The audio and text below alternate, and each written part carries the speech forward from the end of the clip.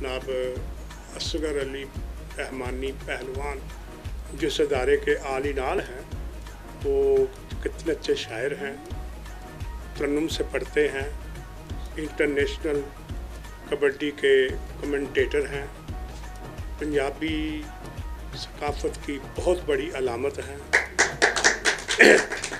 घोड़े दुराने में माहिर हैं और फर्स्ट आने के भी माहिर हैं।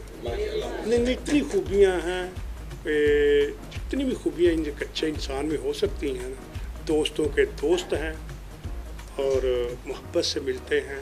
असगर अली रहमानी साहब तशरीफ़ लाते हैं और अपना कलाम सुनाते। बिस्मिल्लाहिर्रहमानिर्रहीम।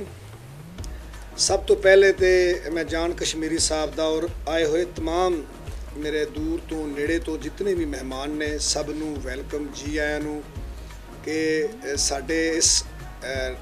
साड़ी इस नमानी जी काविश छोटी जी कोशिश कि असी अदब दी अपने कल्चर दी अपनी रहतल दी खिदमत करनी है, तो उस हवाले दे नाल असी ये सिलसिला शुरू किया। तो मैं जान साहब अगर रिक्वेस्ट की दरखास्त की कि जान साहब मैं अदब दी खिदमत कल्चर दी कर रहा, तो मेरा दिल है कि मैं रहमानी न्यूज़ बनाया तो मैं पाकिस्तान दे ओ सितारे ओ जिहड़े लोग शायर ने जिन्होंने लोग टीवी च वेखदे ने, तो मैं अपने TV Rahmani news HD channel दे विच विखाना चाहना।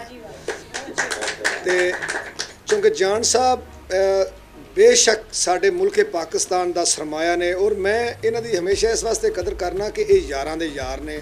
मैनू इन्होंने एक सैकंड च कहा कि पहलवान साहब तुसी जुमे का दिन कोई भी दिन रख लो, इंशाअल्लाह असी प्रोग्राम करावांगे और इस तरह के वड्डे वड्डे शायर बुलावांगे। और मैं अज जिहड़ा मुशायरा जदों इन्हां शायरा नूं सुनदा सा पिया तो मैं परेशान सा कि मेरे शेर पता नहीं इन्हां नूं पसंद आना, क्योंकि मैं बाकायदा मुशायरा बहुत घट पढ़िया, मैं शायर नहीं हाँ, लेकिन चलो आंदे ने कि खखड़ी नूं वेख के खखड़ी जिहड़ी वो रंग फड़ लैंदी है, तो मैं कोशिश करांगा कि चलो जी तुहानूं कोई कलाम सुनावां।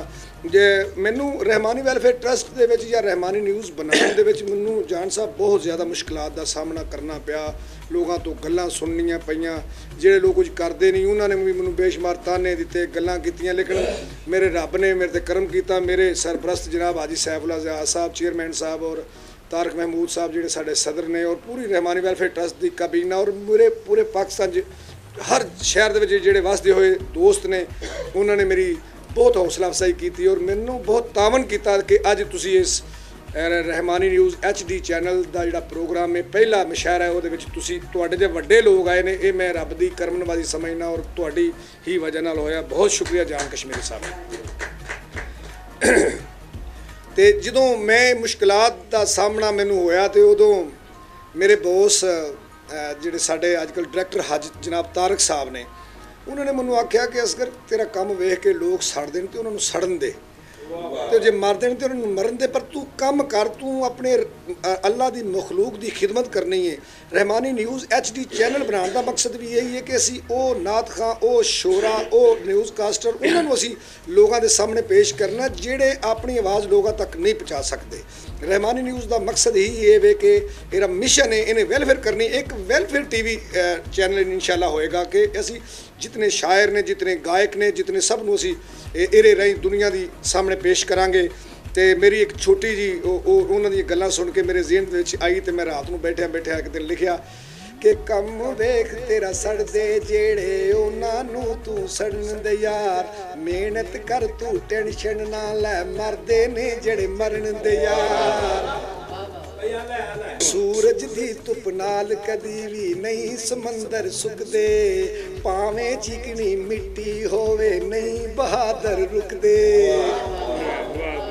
सूरज दी धुप नाल कदी भी नहीं समंदर सुकदे, भावें चिकनी मिट्टी होवे नहीं बहादुर रुकदे।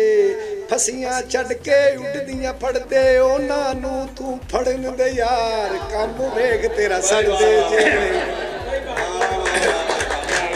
उन्हां नूं तू सड़न दे यार, मेहनत कर तू टेंशन ना लै मरदे ने जेड़े मरन दे यार। गिदड़ां दे झुंड अगे कदी भी शेर नहीं रुकदे, डर कुत्तियां दे भौंकण तो कदे राई नहीं रुकदे। गिदड़ां दे झुंड अगे कदी भी शेर नहीं चुकदे, ਡਰ ਕੁੱਤਿਆਂ ਦੇ ਭੌਂਕਣ ਤੋਂ ਕਦੇ ਰਾਈ ਨਹੀਂ ਰੁਕਦੇ। ਜੰਗਲਾਂ ਦੇ ਵਿੱਚ ਚਰਦੇ ਡੰਗਰ, ਜੰਗਲਾਂ ਦੇ ਵਿੱਚ ਚਰਦੇ ਡੰਗਰ, ਉਹਨਾਂ ਨੂੰ ਤੂੰ ਚਰਨ ਦਿਆ। ਮਿਹਨਤ ਕਰ ਮਿਹਨਤ ਕਰ ਤੂੰ, ਟੈਨਸ਼ਨ ਨਾ ਲੈ, ਮਰਦੇ ਨੇ ਜਿਹੜੇ ਮਰਨ ਦੇ ਯਾਰ। ਸਭ ਕੁਝ ਪੈਸੇ ਨਾਲ ਨਹੀਂ ਹੁੰਦਾ, ਕਹਿ ਗਏ ਲੋਕ ਸਿਆਣੇ।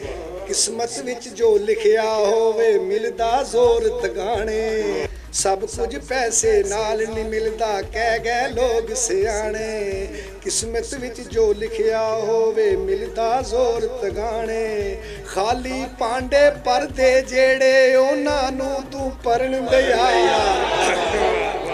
ਕੰਮ ਵੇਖ ਤੇਰਾ ਸੜਦੇ ਜਿਹੜੇ, ਉਹਨਾਂ ਨੂੰ ਤੂੰ ਸੜਨ ਦੇ ਯਾਰ। ਮਿਹਨਤ ਕਰ ਤੂੰ, ਟੈਨਸ਼ਨ ਨਾ ਲੈ, ਮਰਦੇ ਨੇ ਜਿਹੜੇ ਮਰਨ ਦੇ ਯਾਰ।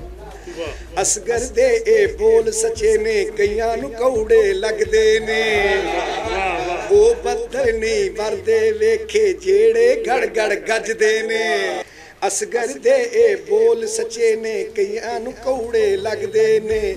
ਉਹ ਬੱਦਲ ਨਹੀਂ ਵਰਦੇ ਵੇਖੇ ਜਿਹੜੇ ਗੜ ਗੜ ਗੱਜਦੇ ਨੇ। ਚੌਧਰ ਖਾਤਰ ਲੜਦੇ ਜਿਹੜੇ, ਉਹਨਾਂ ਨੂੰ ਤੂੰ ਲੜਨ ਦੇ ਯਾਰ। ਮਿਹਨਤ ਕਰ ਤੂੰ, ਟੈਨਸ਼ਨ ਨਾ ਲੈ, ਮਰਦੇ ਨੇ ਜਿਹੜੇ ਮਰਨ ਦੇ ਯਾਰ। ਕੰਮ ਵੇਖ ਤੇਰਾ ਸੜਦੇ ਜਿਹੜੇ, ਉਹਨਾਂ ਨੂੰ ਤੂੰ ਸੜਨ ਦੇ ਯਾਰ। ਮਿਹਨਤ ਕਰ ਤੂੰ, ਟੈਨਸ਼ਨ ਨਾ ਲੈ, ਮਰਦੇ ਨੇ ਜਿਹੜੇ ਮਰਨ ਦੇ ਯਾਰ। बहुत शुक्रिया जी, बहुत मेहरबानी। भी आपके सामने असगर पहलवान रहमानी अपना खूबसूरत कलाम, खूबसूरत लहजे में, खूबसूरत अंदाज में, एक आहंग के साथ पेश कर रहे थे। उनके साथ लगातार ताली का साथ दिया जा सकता था, लोगों ने दिया भी है, उनको मुबारकबाद पेश करता हूँ। ताली दो हाथों से बजती है, ये एक हाथ से बजाते हैं, याद रखें।